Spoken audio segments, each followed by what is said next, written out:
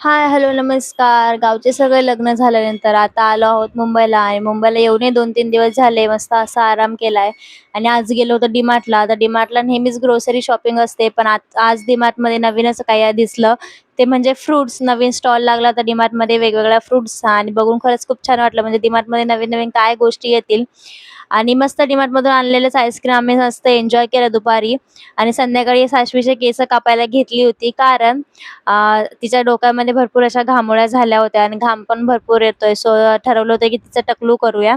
So घरीच आम्ही त्यांना बोलावलं होतं आणि मस्त टकलू केलं. ती सुरुवातीला थोडी घाबरली होती, पण नंतर तिने असं मला हक करून उभी राहिली, तर तिने सगळे केस शांतपणे कापून दिले. अजिबात काही मस्ती वगैरे केली नाही.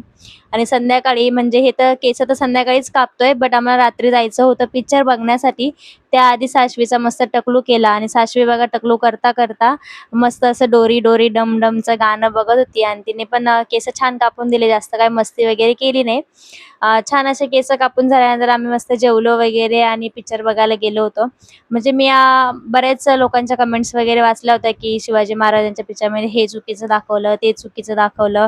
पण पिक्चर बघून खरंच सांगते, खूप मस्त पिक्चर आहे आणि खूप छान रितेश देशमुख सरांनी दाखवलेला आहे आणि खरंच सगळं छान आहे. तर हे सगळ्यांनी नक्की जाऊन बघा. अजिबात काही निगेटिव्ह कमेंट्सवरती लक्ष देऊ नका, कारण शेवटी पिक्चर आहे शिवाजी महाराजांचा आणि सगळ्यांनी एकदा जाऊन बघावा. इतका छान तो पिक्चर खरंच रितेश देशमुख सरांनी केलेला आहे. सो साशवीला मी बोलत होती इंटरव्ह्यू झाल्यानंतर की चल आपण एक फोटो काढूया. सो आम्ही मस्त असा एक दोघांनी फोटो काढला. त्यात साशवीला मी आता नवीन शिकवले की फोटो काढायचे असले की असं करायचं. त्यात ती पण तसं करत होती. म्हणजे ती पण शिकली की फोटो कसा काढायचा किंवा व्हिडिओमध्ये पोज कशी करायची. आणि ती सोनलला पण करून दाखवत होती की बघ मला पण असं करता येतंय.